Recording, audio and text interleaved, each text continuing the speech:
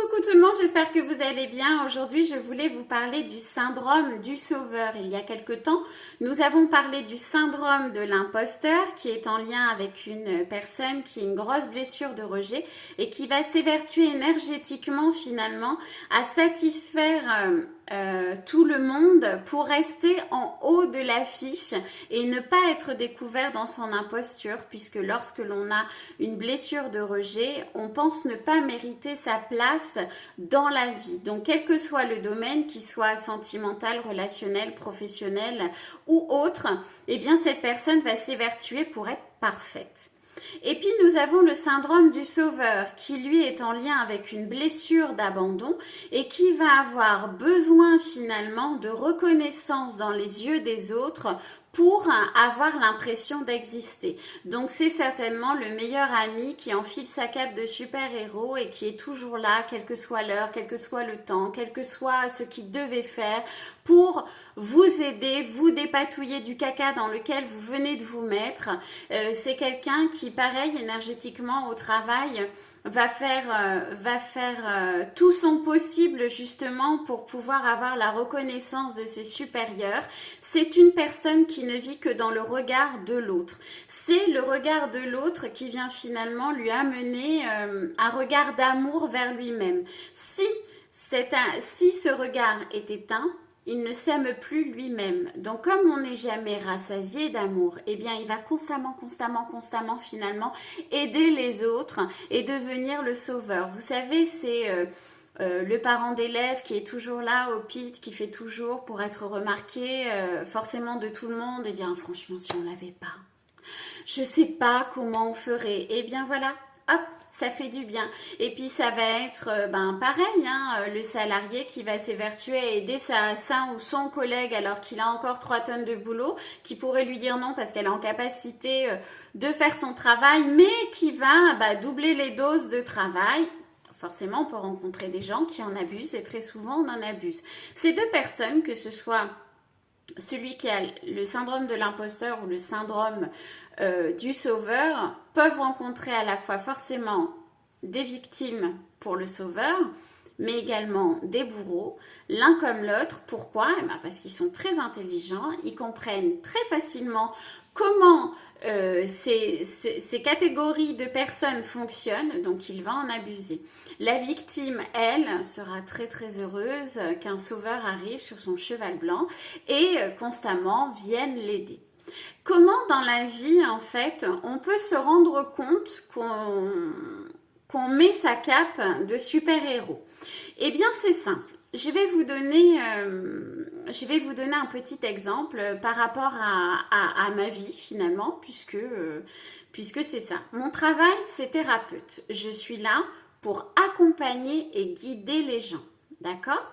Les patients qui viennent me voir réussissent leur thérapie, leur accompagnement pour se diriger vers le passement de soi grâce à leur force, grâce à leur courage, grâce à leur détermination. Moi, je ne suis qu'une main qui se tend, mais c'est leur force, leur détermination et leur courage qui fait qu'ils arrivent à se dépasser.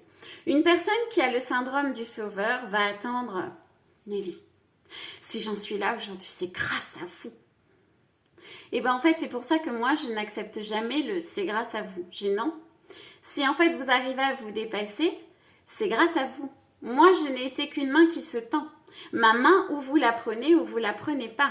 Si vous la prenez, vous prenez la responsabilité de votre vie. Mais c'est toutes vos qualités de force, de courage et de détermination qui vous emmènent vers la guérison. C'est pas moi qui fais le job. Moi, je suis là que pour vous aider, vous guider, vous accompagner. Je ne suis pas là pour vous sauver.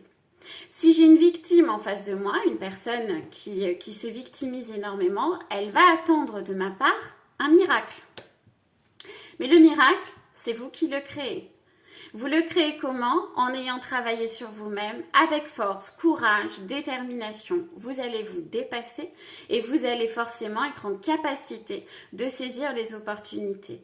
Le miracle, c'est vous qui le créez, c'est pas moi. Donc en fait, c'est ça. Si j'avais le syndrome du sauveur, eh bien, je serais constamment en train d'aller chercher les compliments des autres sur l'accompagnement que nous avons fait ensemble. Or, moi, je ne suis pas une sauveuse, je suis un guide, une accompagnante. Et je suis là pour vous montrer le chemin, pour vous accompagner jusqu'au moment où en fait ma main quitte la vôtre parce que vous êtes en capacité de continuer tout seul. Et tel est le but de la thérapie, c'est de continuer tout seul, de ne plus avoir besoin de son thérapeute à un moment donné. Vous comprenez la signification? Un thérapeute qui va avoir besoin de sauver va victimiser finalement sa patientèle afin qu'elle ait besoin de lui et qu'il puisse, par tous ces rendez-vous finalement, être rassasié de reconnaissance. Moi, j'ai pas besoin de ça.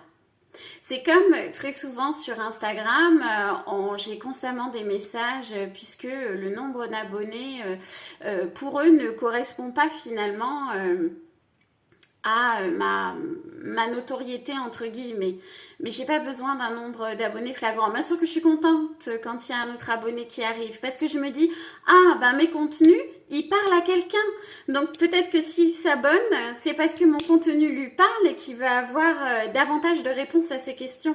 Et c'est d'ailleurs quasiment pour ça que tous mes commentaires sont désactivés. Exactement pareil sur YouTube. Donc pour les personnes qui voudraient m'envoyer un message en me disant qu'ils vont faire exploser mon nombre de followers, ça sert à rien, je ne vous répondrai pas. Je vous bloquerai même parce que ça ne m'intéresse pas. Moi, ce qui m'intéresse, c'est d'offrir du contenu pour que les gens puissent prendre conscience de leur potentiel et s'envoler. Pourquoi? Parce que je n'ai pas le syndrome du sauveur et je n'ai pas besoin d'une reconnaissance accrue. Je sais ce que je vaux, je sais ce que je veux et je sais ce que mon accompagnement vaut. Donc je sais que la bonne personne viendra frapper à ma porte pour avoir la bonne thérapie, celle qui lui convient. Voilà. Donc qu'on ait le syndrome de l'imposteur, le syndrome du sauveur. Le point commun de tout ça, c'est un manque d'estime de soi. Donc le manque d'estime de soi, je vous en ai fait aussi des vidéos dessus, je ne vais pas revenir en détail dessus, mais l'estime de soi, c'est la valeur que l'on se porte. Vous comprenez bien que si on pense ne pas mériter sa vie ou la place dans la vie, ou si on a besoin de reconnaissance constante des autres, c'est qu'on a un gros manque d'estime de soi. Au même titre qu'une personne qui va se vanter d'avoir une belle maison, une belle voiture, un cabinet, un agenda très très fourni, d'avoir tant de followers justement, on en revient encore. C'est une personne finalement qui a besoin de redorer son blason, qui a besoin d'avoir en chiffres la preuve de sa valeur finalement. C'est pas pour rien que je vous dis ça. D'accord? Donc, syndrome de l'imposteur, blessure de rejet, on pense ne pas mériter sa place dans la vie tout court, donc on va s'évertuer dès qu'on nous offre une chance finalement pour ne pas être découvert dans son imposture. Donc, on va s'évertuer à être le premier, toujours en haut de l'affiche. Le syndrome du sauveur, lui, c'est le super-héros qui vient chercher la reconnaissance dans les yeux des autres. C'est celui qui va s'évertuer énergétiquement à satisfaire tout le monde au détriment de lui-même. Tout ça, ça fait lien à un gros manque d'estime de soi. Pourquoi est-ce que la première chose que l'on apprend avec moi dans mon accompagnement, c'est la conscience et l'amour de soi? Eh bien, c'est justement pour ça. Dès qu'on commence à avoir une bonne estime de soi, on a fait 90% du travail. Voilà, je vous fais de gros bisous. J'espère vous avoir éclairé. Je vous dis à très vite. Gros bisous.